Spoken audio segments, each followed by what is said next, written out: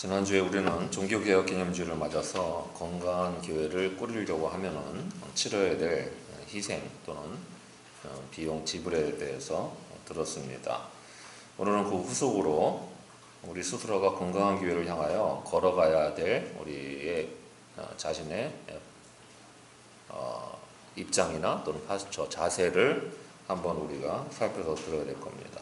건강한 교회라는 것이 무슨 특별한 교회가 아니고 오직 주님이 가신 길을 그대로 바르게 따라가는 교회이겠지요. 그런 점에서 주님을 따르는 참 제자로서 그 길을 바르게 따라야 되는데, 오늘은 그 길이 어떤 길인지, 어떤 점에 우리가 주목해서 좀 바른 길로 따라가야 할지를 좀 함께 그것들이 우리가 건강한 교회를 이루기 위한 각자 신앙의 길이기 때문에 함께 정리해서 듣겠습니다.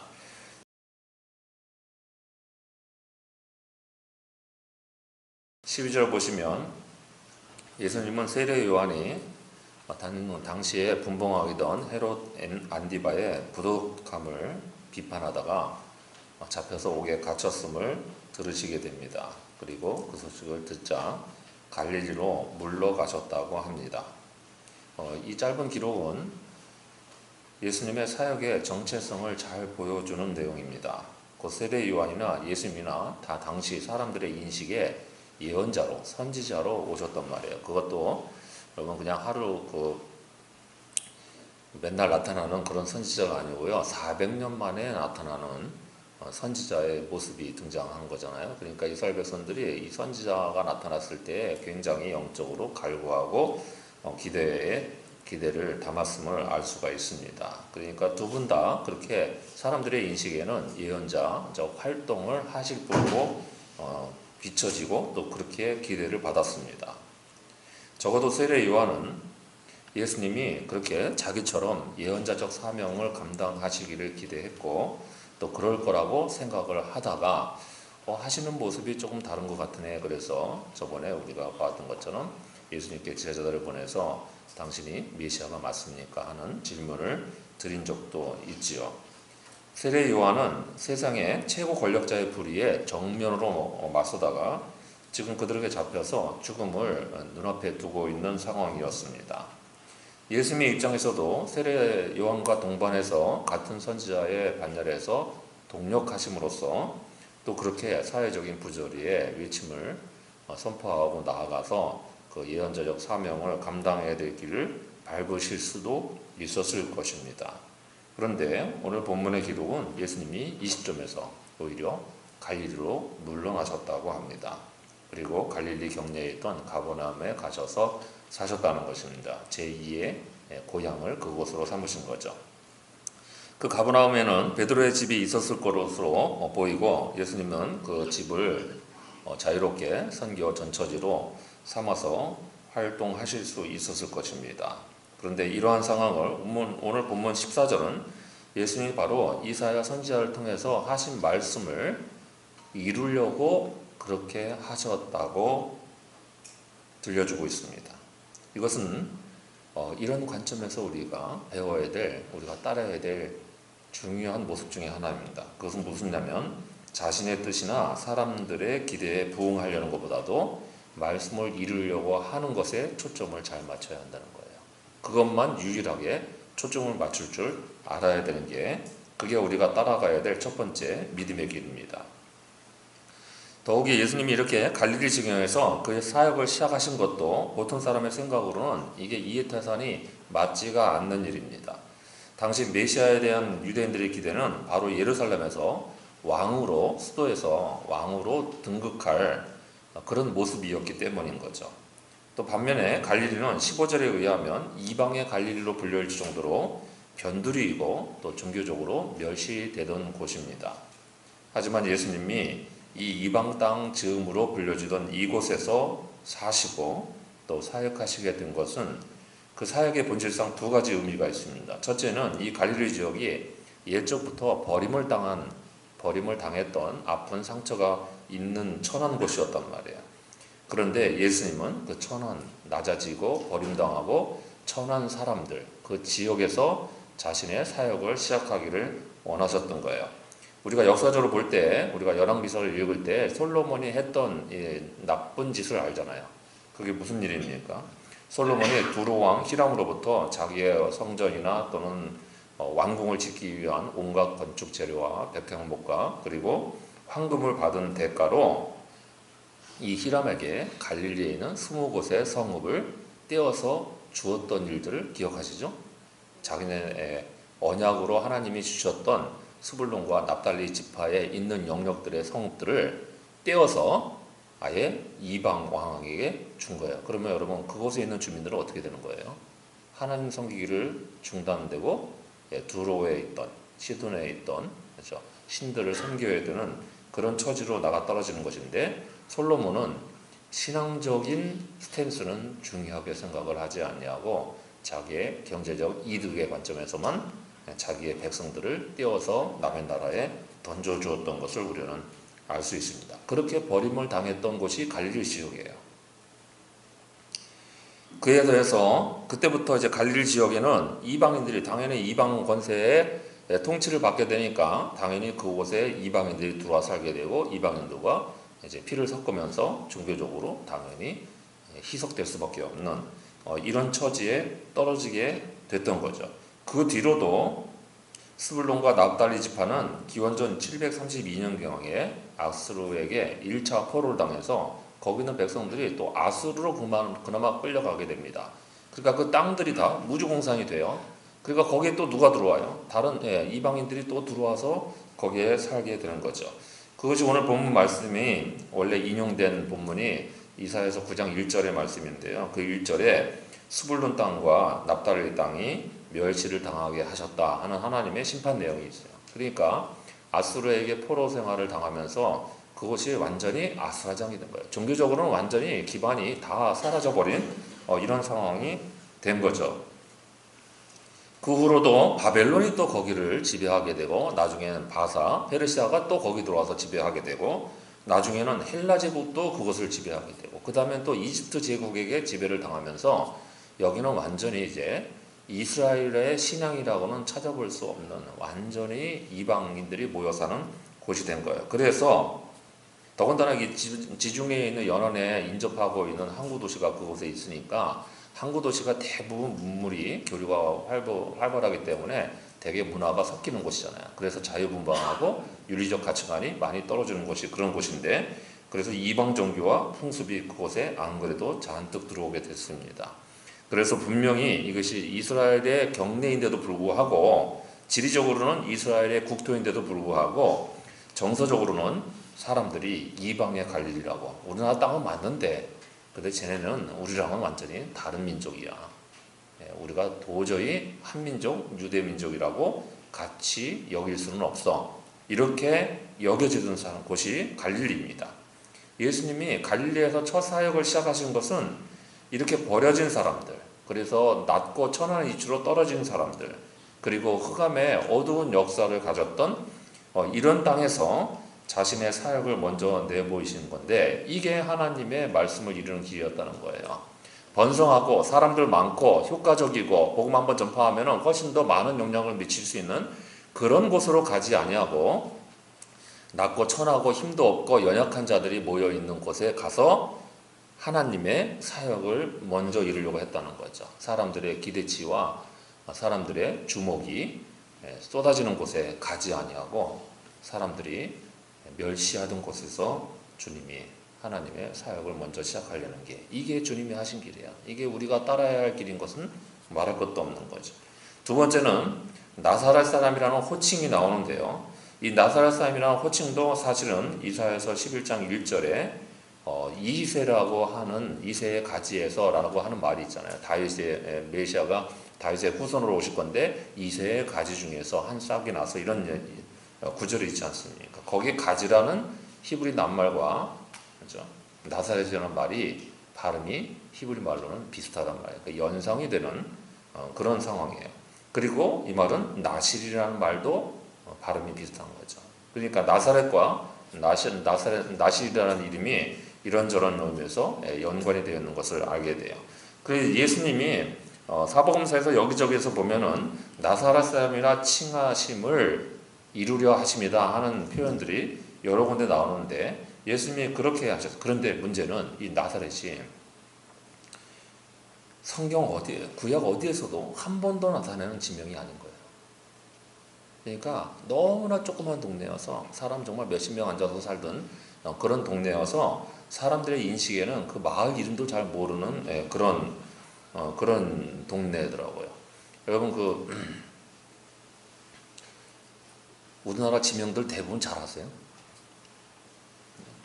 이렇게 밖으로 이렇게 나들이 나가다 보면은 생전 처음 보는 지명 무진장 많아요.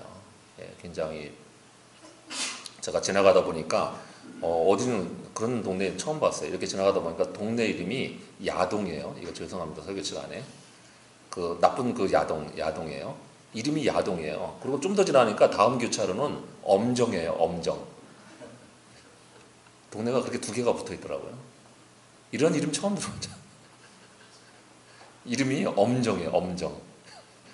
그러니까 이런 동네 이름도 있고 그러는데 이런 거 우리가 잘 모르는 거죠. 그러니까 나사렛에서는 사람들이 그게 도대체 어디 붙어 있는 동네야? 이럴 정도로 굉장히 조그만 동네였던 거예요. 그러니까 예수님은 지금 어떤 처지에서 사역을 시작하시는 거냐면 아무도 가치 있게 여기지 않는 것, 효율적이도 보이지도 않는 것, 무슨 열매를 거두기도 매우 힘들어 보이는 곳, 이런 곳에서 사역을 시작하시고 자신은 정말 아무도 모르는 사람들이 있는 곳에서 자기의 삶의 터전을 마련하시면서 일을 시작하신 거예요. 이게 여러분 무엇을 들려주는 장면입니까? 우리가 사람들이 알아주고 그 다음에 사람들이 인정해주고 그리고 사람들이 다 놀랍게 여겨주는 이런 눈에 보이는 곳들을 향해서 나아가지 아니하고 하나님이 진짜로 원하시는 곳을 찾아 들어가서 거기서 사역을 시작하셨다고 하는 거죠. 이게 여러분 말씀을 이루는 유일한 자세인 거예요. 사람들은 모두 다 자기 일에 대해서는 효율성을 따지게 됩니다. 같은 일을 해도 좀 더 많은 결과가 나올 수 있는 곳에서 일을 하고 싶어 하고요. 그 다음에 자기가 일을 하면 성과가 분명히 인정받고 주어지는 곳에 가서 일하고 싶어 합니다. 좀 더 그렇죠? 권력과 힘이 많이 있는 곳에서 주관적으로 주도적으로 일을 했으면 좋겠다 싶고 또 다른 사람들에게 인정받고 관심을 받을 만한 곳에 가고 싶어서 그런 길을 따라다니는 본성을 지니고 살아갑니다. 요새는 뭐죠? SNS나 온라인에서 사람들이 그 남들에게 관심 받고 싶어서 정말 미친 짓을 다 하잖아요. 별 미친 짓을 다 합니다. 정말 상상을 초월할 정도의 일들을 다 하게 돼요. 저는 뭐 음악이나 뭐 이런 거 검색하다가 뭐 한번 들으려고 하면은 그 검색 알고리즘이 정말 작용하는 거지. 음악의 영역, 클래식의 영역에조차도 온갖 난잡한 모습들이 다 들어와 있잖아요. 그거 제가 한번 소개해드린 적이 있는데, 그 사람들은 그냥 조회수에 그렇게 그 조회수가 자기에 대한 관심이라고 착각을 하는 것 같아요. 그러니까 거기에 그런 허상에 빠져서 자기를 드러내려고 하게 되는 거예요. 그러니까 모두가 다 이게 이제 정말 어린애들 가치관에 너무 미숙한 자기 자아에 대해서 너무 결핍 상황이 많은 이런 사람들의 터전인데 이걸 보고 자라나는 사람들이 대답하는 말인 거죠. 그래서 제가 한번 소개해드린 적이 있는데 우리 때는 그죠? 저희 때는 정말 이게 저는 옛날에 제 때에도 정말 그거 우습다고 생각했어요. 초등학교에서 각자 소망이 뭐냐 그러면 다 뭐라고 적었어요? 여자들은 좀 다르잖아요. 여자들은 뭐라고 적었는지 모르겠어요. 초등학교 때 자기가 되고 싶은 인물이 뭐였어요? 예? 선생님? 그거는 또 좀 일리가 있네요. 예. 근데 우리는 남자들은 다 대통령 적었어야 했어요. 예. 그렇게 안 적으면 포부도 약하고 다 이렇게 그러죠? 저희 때는 그랬어요. 저희 위쪽으로 그러는데 이거 저는 어렸을 때도 그걸 야 대통령 한 명이면 되지 왜 이렇게 많이 적냐 그러고 저는 다른 거 적었어요. 그런데 그게 좀 이상하긴 했는데요. 요새는 아이들한테 물어보면 대답이 거의 통일되어 있습니다. 뭐예요? 예, 대형 유튜버예요. 대형 유튜버. 그러니까 여러분 이게 부모가 좀 더 건전한 사고방식을 기를 수 있도록 자녀들에게 너희들이 알아서 판단해 하는 것을 이제 용인할 수가 없는 세대가 된 거잖아요. 이게 알아서 판단하는 게 부모가 가르치는 훈육보다 밖에서 들어오는 정보의 유입량이 훨씬 많기 때문에 어려운 일이 된 거죠. 그래서 세상 가치관에 알게 모르게 쏠려간다고 생각을 해야 돼요. 우리 자녀들은 다 쏠려가고 있어요. 교회에 나와도 쏠려가고 있는 거는 막을 수가 없는 거죠. 그거를 좀 안전하게 지키는 길이 굉장히 어려운데, 어쨌든 이게 그러면 아이들은 갑자기 없던 성향이 나타난 거예요? 사실은 우리 때에도 다 있었던 그 성향이 그냥 환경이 만들어져서 발화가 된 것뿐인 거죠.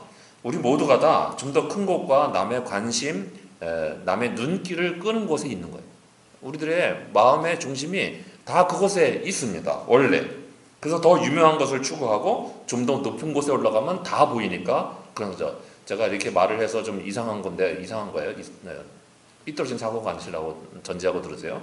왜 등산 가는 거 좋아할까요? 산에 올라가면 사람들이 다 작아 보이니까. 내가 높은 곳에 올라왔다는 착각이 들잖아요. 삐뚤어진 사고 방식이에요. 그래서 건강을 위해서 등산하는 사람은 적극적이고 진취적이고 아주 바람직한 삶을 사는 거죠. 그런데 한번 그렇게 생각도 해보라는 거예요. 우리의 속성이 혹시 그런 데서 드러나지 않는지요. 이러한 추구의 꼭대기에 있는 것이 바로 정치인들입니다. 그렇잖아요. 가장 추악한 본성의 끝에 있는 게 정치인이에요. 우리 교회에 정치하시는 분이 안 계셔서 제가 이런 설교를 하지, 계시면 내가 이것도 어떻게 설교를 하겠어요. 그런데 혹시 시의원, 구의원 출마하신 분 안 계시죠? 왜 그럴까요? 정치에는 권력의 꼭대기가 있기 때문입니다. 가장 힘이 응축되어 있는 자리가 있기 때문이죠. 여러분, 이것을 예수님에게 돌려서 다시 한번 생각을 해보세요. 메시아야말로 왕의 신분으로 오는 것이라고 여겼던 모든 백성들에게 예외 없이 다 그렇게 생각하고 있었어요. 그 권력의 꼭대기에 서려가면 당연히 가장 주목받기 좋은 예루살렘에 가야 되는 게 맞잖아요. 우리가 쿠데타 하려고 그러면 서울로 와야죠. 그렇잖아요? 쿠데타 다 서울에서 일어나잖아요. 제주도에서 쿠데타 일으킨 적은 없죠. 혁명은 몰라도.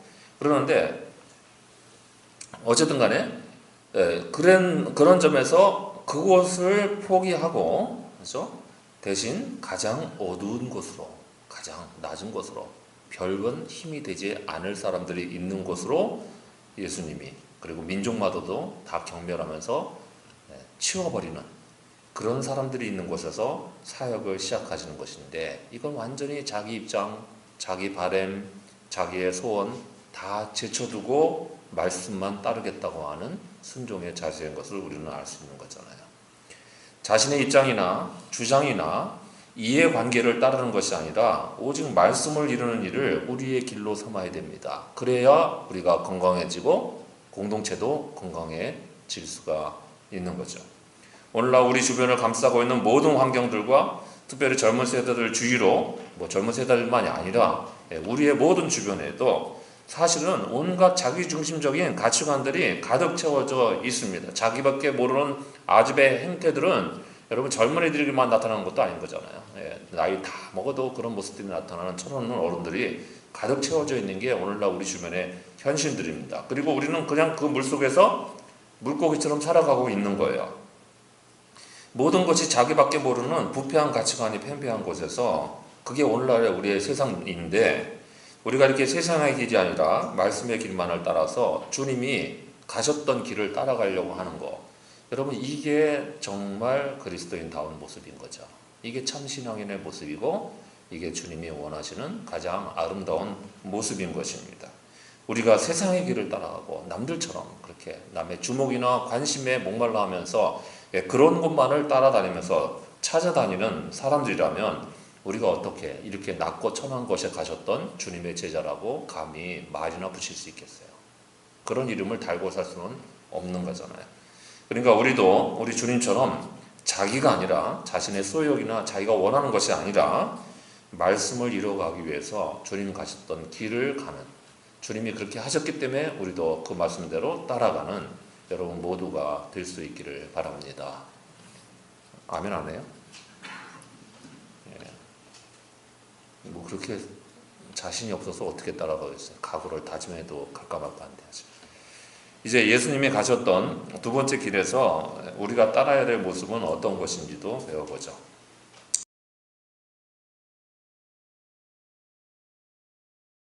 17절 보시면 예수님은 세례 요한이 잡힌 후부터 세례 요한이 전하던 천국 복음을 이제 이어서 전하기 시작하셨고, 또 세례 요한처럼 하늘나라 앞에서 회개할 것을 촉구하시게 됩니다. 지금 자기 앞에서 하늘나라 천국 복음과 회개를 선포하던 사람이 이제 사라진 거잖아요. 그 사역을 이어받습니다. 그리고 바로 이어서 18절부터 예수님은 그 사역을 시작하시자마자 첫 4명의 사람들을 제자로 부르셨습니다. 베드로와 그의 형제 안드레, 그리고 야고보와 그의 형제 요한입니다. 그렇게 4명을 불러 세우시죠. 왜 각지만 해서 하나씩만 뽑으면 되지 형제를 다 뽑았을까요? 이거 끝난 다음에 궁금하시면 물어보세요. 어쨌든 4명의 첫 제자들을 불러 세우셨는데요. 그런데 여기에 재미있는 기록이 들려지죠. 예수님이 그들을 부르실 때 전혀 그들은 주저하거나 망설이는 모습을 보이지를 않았습니다. 여러분, 이게 현실적으로 가능하다고 생각을 하십니까? 제가 누군지 잘 모르던 시절에 갑자기 가서 저를 따르시지요 이렇게 얘기하면 가만히 눈 쳐다보고 네 그러고 오시겠어요? 제가 누군지도 모르는데 그러시겠어요? 지금은 뭐 갑시다 그러면 가겠죠. 갑시다 그러면 가도 하늘나라 갈 때는 같이 안 가겠다고 그러십니다. 차가 위험해지면은 목사가 함께 가면 좋을 거라고 아무리 설명해도 그래도 목사님 먼저 가세요 이런 뉘앙스예요. 그런데 여러분, 따르기가 쉽지 않잖아요. 그런데 마태복음에서는 적어도 그들이 결단을 내리는데 숙고를 했다든지 또는 뭔가 계산을 한다든지 이런 또는 뭐 난색을 표명했다든지 이런 표현이 전혀 언급되지 않았습니다. 오히려 그들은 망설이기는커녕 20절과 22절을 보면 여기 강조된 낱말이 하나 있는데요. 곧바로란 말이에요. 자신들의 직업인 그물과 배와 아버지까지 버려두고 예수님을 따랐다는 것입니다. 여기 곧이라는 헬라어 말은 마태복음에서 동적인 반응을 나타낼 때 자주 애용되는, 자주 쓰이는 낱말이에요. 동적으로 행동에 반응을 보일 때 자주 쓰여지는 말인데, 이들은 즉시로 예수님의 따르라는 말씀이 주어지자마자 즉시로 세상 일에서 예수님께로 즉각적인 돌이킴을 보여주는 모습을 우리에게 들려줍니다. 제자가 되어가는 두 번째 길은 주님을 따르기 위해서 자기의 것들을 즉시 버릴 줄 알아야 됩니다. 여러분, 여기 즉시라는 말을 한 시점에 국한해서 생각하지 마시고요. 매번 일어나는 반복적인 필요사항이라고 생각을 하실 줄 알아야 됩니다. 제자들의 이러한 즉각적인 돌이킴은 바로 17절에 회개하라는 말씀과 기막히게 맞아 들어가는데요. 17절에 회개하라는 말씀에 대해서 우리는 회개를 이렇게 생각하기가 쉽죠. 자신이 지은 죄를 나열하는 것, 고백하는 것, 그렇게 생각하기가 쉽잖아요. 회개하라고 그러면 제가 이렇게 잘못했습니다 하고 참여하고 고백하는 그것을 회개라고 생각하기 쉽습니다. 그런데 회개는 그냥 돌이키는 거예요. 헬라 말에서나 히브리 말에서는 말할 것도 없이 그냥 돌아서는 것을 말합니다. 회개는 잘못했습니다가 중요한 게 아니고 행동을 돌리는 걸 말해요. 내가 이쪽으로 가고 있는데 그거 잘못됐네. 그러면 이거 아닙니까? 그럼 돌아서서 딴 쪽으로 가는 걸 말해요. 그 돌이키는 행위를 회개라고 말을 해요. 그게 성경에서 말하는 회개입니다. 그러니까 말로만 잘못했습니다. 말로만 죄 지었습니다. 말로만 죄입니다. 이건 소용없는 거예요. 말은 안 할 수 있어도 돼요. 혹시 말은 속으로만 할 수도 있을지 몰라요. 그런데 행동을 돌이켜야 그게 회개를 이루는 것입니다. 지금까지 살아온 방식과 패러다임을 돌이키는 거예요. 우리가 저쪽으로 향하고 있었는데 이쪽으로 향하려고 그러면 저쪽 길이 맞다고 생각하는 걸 버려야 되잖아요. 그러니까 가치관을 돌이키는 것도 회개입니다.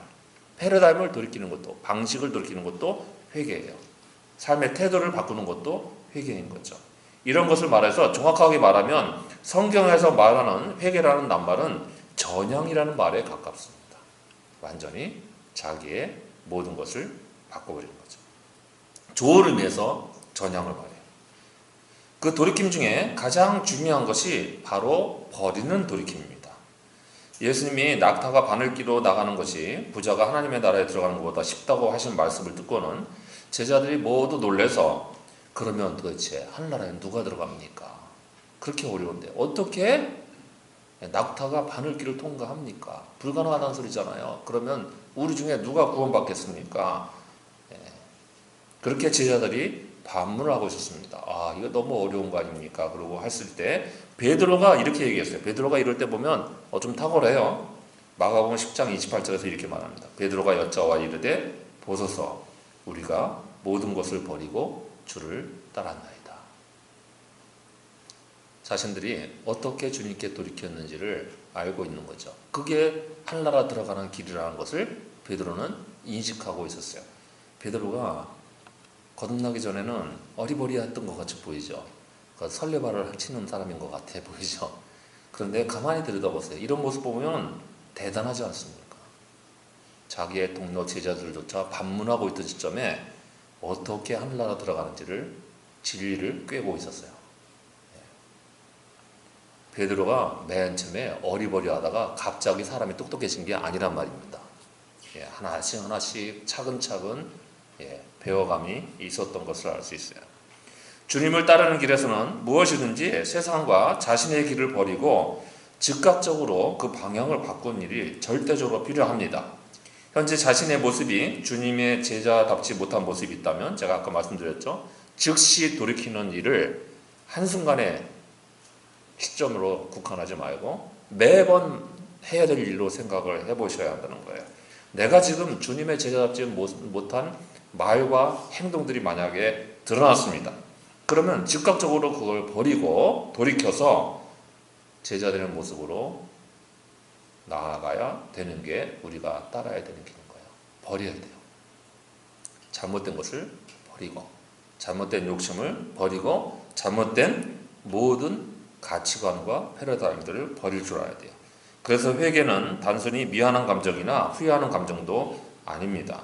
이거 제가 한번 옛날에 메타노이아라는 헬라란 말을 여러분 제목으로 써가지고 전한 적이 있는데 이게 메타노이아라는 말 자체가 어원상 본질적으로 자기의 인식, 아는 것을 바꾸는 걸 말해요. 내가 이제까지 알고 있던 걸 바꾸는 거예요. 그래서 우리 교우들을 좀 제자 훈련시키거나 그 다음에 뭘 고민하거나 지도할 때 늘 그 개념을 바꾸는데 제가 좀 어려움을 겪는데 그게 뭐냐면 대답이 이렇게 들어올 때인 거죠. 제가 알기로는, 제가 이제까지 본 바로는, 그죠? 내 경험으로는, 내가 예측하기로는 이런 말들이 나오잖아요. 여러분 그거 버려야 됩니다. 그게 패러다임이거든요. 자기까지 이제까지 행해온 기준을 바꾸는 것을 말합니다. 그런 돌이킴은 주님의 말씀을 제대로 듣는 즉시 바로 행해야 될 거예요. 오늘 말씀을 들었어요. 근데 오늘 말씀과 맞지 않는 행동이 내게 있었어요. 내 삶의 모습이 있었어요. 나가서 바로 작정하고 올해를 시작해야 되는 거예요. 바꿔서. 그렇게 시작을 해야 그게 우리가 제자의 길에 따라가는 것들입니다. 그 제자들이 버렸던 것은 세상에서 자신들이 하던 일들이었습니다. 먹고 사는 데 필요한 생업의 수단들이었어요. 그리고 그와 관계된 도구들이었습니다. 또 자기 아버지까지 버리고 왔다는 거예요. 여러분 이것에 아버지를 돌보지 않거나 양육을 포기했다는 말이 아닌 거죠. 공개를 포기했다는 말인 게 아닌 거예요. 자기 가족과의 관계보다도 주님을 따르는 일이 먼저였다는 점인 거죠. 항상 그리스도인들 중에 보면 자기 가족과의 관계가 세상에서 최고인 사람들이 있습니다. 그러다 보니까 주님보다도 먼저인 사람들이 있어요. 그게 더 중요시되고 더 우선시 되는 경우가 있습니다. 그런데 여러분 뭐를 생각해 보시려면 그 가족을 돌보시는 분이 누구예요? 우리가 따르는 주님입니다. 우리가 따르겠다고 하는 주님이에요. 그 가족을 위해서 기도할 때 그 기도 들어주시는 분도 우리 주님이세요. 그래야 우리가 주님을 먼저 생각하는 게 맞는 거죠. 그래야 사실은 가족을 사랑하는 바른 길로 가는 거죠. 그렇지 않냐고 되면 여러분 과연 우리는 세상의 것들을 버리고 내가 정말 중요하다고 생각하는 것도 다 버리고 주님 따르는 일이 제일 우선적으로 중요하다고 생각을 하십니까? 그런 가치관이 분명하게 정립이 되어 있습니까? 주일날 하루만이라도 세상 모든 일을 다 제쳐놓고 주님 만나는 일이 제일 중요하다고 생각을 할 줄 아는 가치관이 분명하냔 말이에요. 이거 여러분 한치도 흔들려서는 안 되는 일인 거죠. 세상 가치관을 버리고 정말로 주님의 한나라 가치관으로 우리의 삶을 돌이키는 방향으로 나아가고 있습니까? 여러분 보면은 그 선택과 결과가 맞지 않는데도 불구하고 세상을 원망하는 사람들이, 신앙을 원망하는, 신앙의 길을 원망하는 사람들이 있어요. 정말 주님이 주시는 평안과 행복과 안정, 건강을 누리고 싶으면 여러분 주님을 자기가 제일 먼저 생각을 해야죠. 그래야 응답도 빨리 오잖아요. 그래야 하나님과의 관계가 친밀해서 하늘나라를 더 평안히 깊게 누릴 수가 있는 거잖아요. 자기는 그렇게 하지 아니하고 자기 문제가 어그러지고 삶에서 어려움이 당하는 것에 대해서는 쉽게 원망을 하는 이중적인 모습들이 어떤 점에서 너무나 자기밖에 모르는 모습들이 드러나지 않습니까? 그래서 여러분 물어보셔야 돼요. 우리는 하늘나라 들어갈 때까지 이러한 돌이킴을 매번 매순간 즉시로 행하는 중인가 물어보셔야 됩니다. 그러니 나의 생각이나 세상에 대한 집착이나 또 내 자신의 모든 중요한 것들을 주님을 따르는 길에서 다 내려놓고 버리고 주님을 따르는 일을 제일 먼저 생각할 줄 아는, 가장 우선적으로 생각할 줄 아는 그리스도라는 이름에 합당한 모두가 되어갈 수 있기를 바랍니다. 이제 예수님이 가셨던 세 번째 길도 배워서 따라가 보도록 하죠.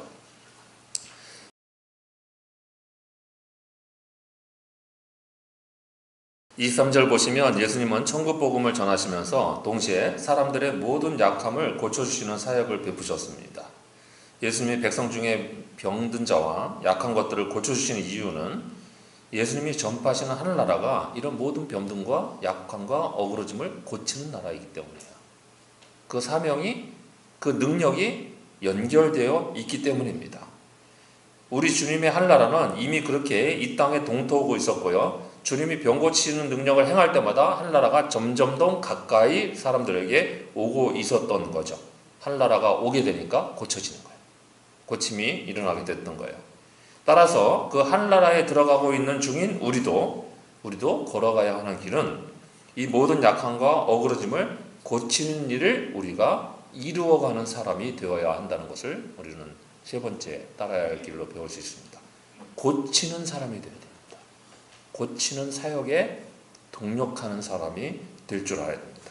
주님을 따르는 길에는 기본적으로 모든 약함과 어그러짐을 고치는 길이 들어가 있다는 것을 알고 우리가 그 일을 이루기 위해서 달릴 줄 알아야 됩니다. 마태복음에서 예수님의 사역을 말할 때는 다음에 세 가지를 분명하게 강조해서 들려주고 있습니다. 여기에 이게 히브리적 사고방식으로 들려주는 거예요. 히브리인들은 동사를 반복해서 들려주면서 강조를 하잖아요. 근데 헬라 말을 써서 기록이 되는데도 불구하고 이 히브리적 어투가 드러나는 장면이 뭐냐면 가르친다, 전파하다, 고치신다는 말이 동시에 이어져서 들려지는 거예요. 이 세 개가 함께 나와요. 예수님의 사역은 이 세 개가 삼위일체적으로 움직인 사역인 거예요. 가르치시는 거죠. 백성에게와 제자들에게 예수님이 가르치시잖아요. 어디 가든지 회당에 들어가서 가르치시죠. 그 다음에 천국 복음을 전파하시는 일을 하셨잖아요. 전파하시는 복음을 전하는 일을 하시고 그 다음에 더불어서 고치신 일을 함께 했다는 게 마태복음 내에 기록되어 있는 삼중 구조적인 사역의 모습입니다. 그래서 마태복음의 구조는 오늘 본문에서 이 사역 세 가지 사역의 동시성을 천국 복음과 함께 묶어서 들려주고요. 오늘 본문에서 이게 천국 복음을 먼저 전파하시는 모습을 들려주고 그 다음에 5장부터 7장까지 뭐가 나와요? 마태복음 5장에 뭐가 시작돼요? 돌바퀴. 예.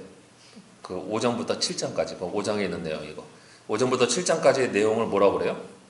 산상수훈이라고 하잖아요. 산상수훈이 뭐 하시는 거예요? 가르침을 주신 거잖아요. 그죠? 세상을 살아갈 때 어떻게 그리스도를 살아가는지 가르침을 줘요. 그 다음에 거기까지는 여러분이 잘 아실 거고 그 다음 질문은 조금 더 어려워요. 그 다음은 산상수훈 끝난 다음에 8장부터 9장까지는 바로 이어서 뭐가 나올까요? 이건 눈칫밥으로도 알 수 있죠. 네, 고치시는 사역이 그렇죠? 이렇게 해서 분명하게 들려주는 거예요. 그렇죠? 천국 복음 전파하시고 가르치시고 이어서 함께 고치시는 일을 하셨다. 여러분, 이 고침을 이루는 길이 주님의 모든 사역에 있어서 반드시 동반되는 필수적인 일이고, 따라서 우리가 주님의 길을 따라가려면 우리도 고치는 사역에 동참해야만 합니다. 주님의 고침은 병든 자만이 아니라 모든 약한 자들에게도, 그리고 귀신 들린 자들에게도 이르게 되고, 더 나아가서 사망에 이른 자에게까지 일어났던 은혜였습니다. 이런 모든 것들은 약함이고 어그러진 모습들이잖아요. 병들고 귀신 들리고 죽고 사망에 떨어지고, 이런 것들이 전부 그죠, 우리의 죄 때문에 어그러진 모습들인데, 이런 것들을 고치는 것은 회복이기도 하고 또 보완이기도 하고 나음이기도 합니다. 치유이기도 하고요. 그렇죠? 이런 모습들이에요. 그런 점에서 우리가 주님의 길을 따라간다고 할 때 이런 고침의 손길을 나타내고 있는지 물어봐야 됩니다. 여러분이 자리한 곳에서 여러분의 자리와 그 주변이 고쳐지고 있는지 물어보셔야 돼요. 이게 우리의 사명 가운데 하나예요. 그렇죠? 우리 자신에게 물어봐야 됩니다. 내가 존재하고 있는 영역에는 다른 이들과 그 환경을 고치는 일들이 일어나고 있는지 물어봐야 돼요. 고쳐지는 일들이 생기고 있는지 물어봐야 돼요. 내가 다니고 있는 교회 공동체에서는 나 때문에 다른 이들이 회복을 이루고, 나 때문에 어그러진 삶이 펴지는 것을 보게 되고, 잘못된 이들이 바른 길로 돌아오는 고침들이 일어나고 있는지 물어봐야 됩니다.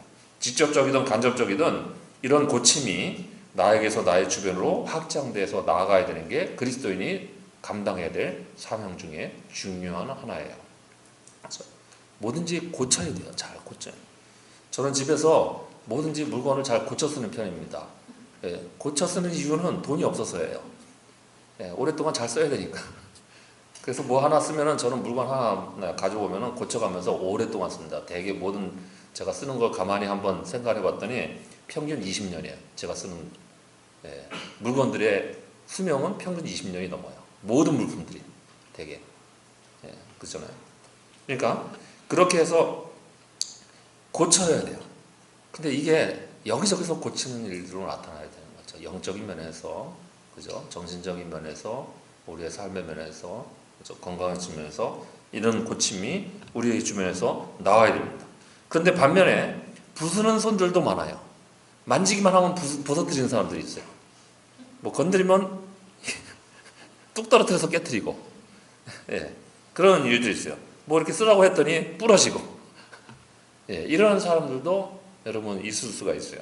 이게 지금 물건의 문제가 아니죠.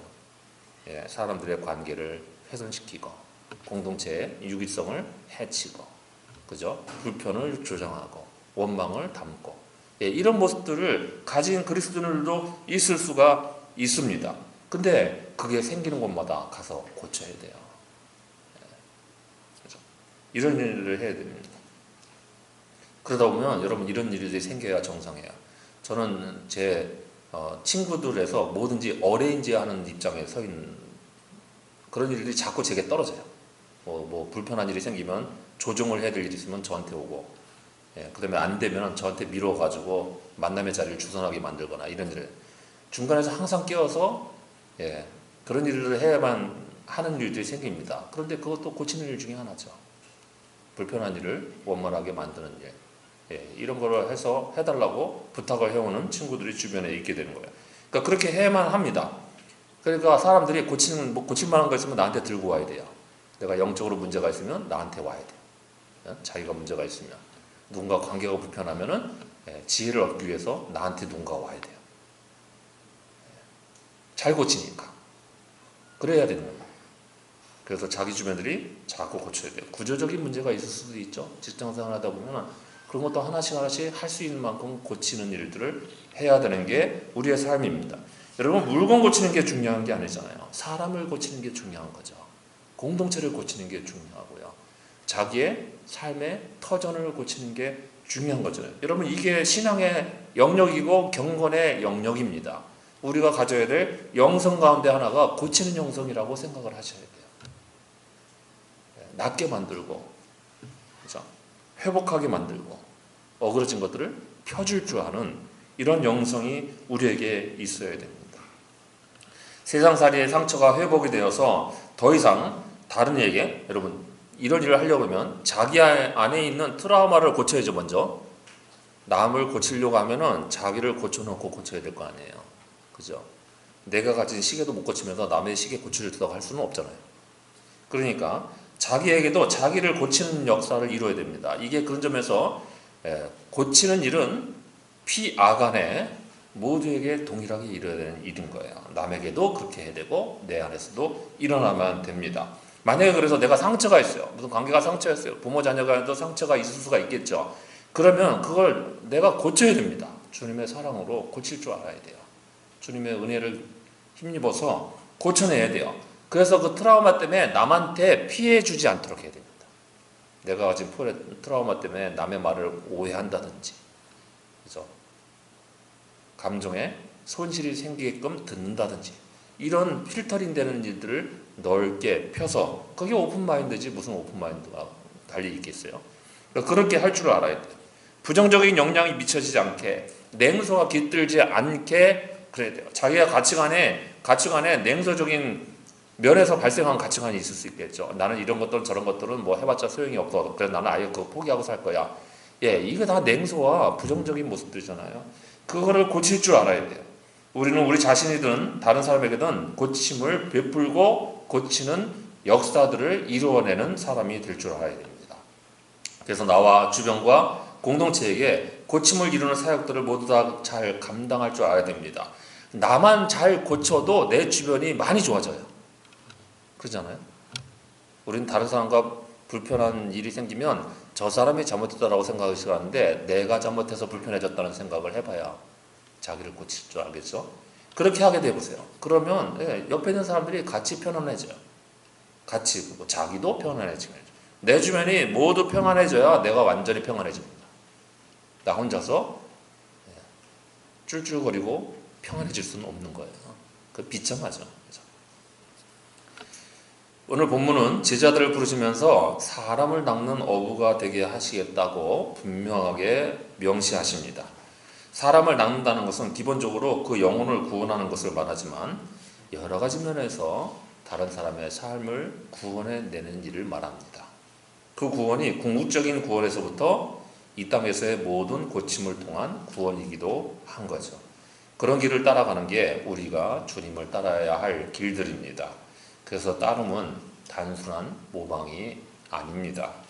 그것은 주님이 따라가신 길을 가면서 주님이 하신 일들을 그대로 이어받는 거예요. 주님이 하셨던 길들을 우리가 그대로 역사를 이루는 것을 말해요. 그러면 나와 우리 주변이 모두 주님이 동토하게 만드셨던 그 하늘나라를 맛볼 수 있게 되는 것이니까 우리가 이렇게 하늘나라를 이 땅에서 미리 경험할 수 있게 만드는 참된 제자의 길을 따라가는 우리 모두가 되시기를 바랍니다. 기도하겠습니다.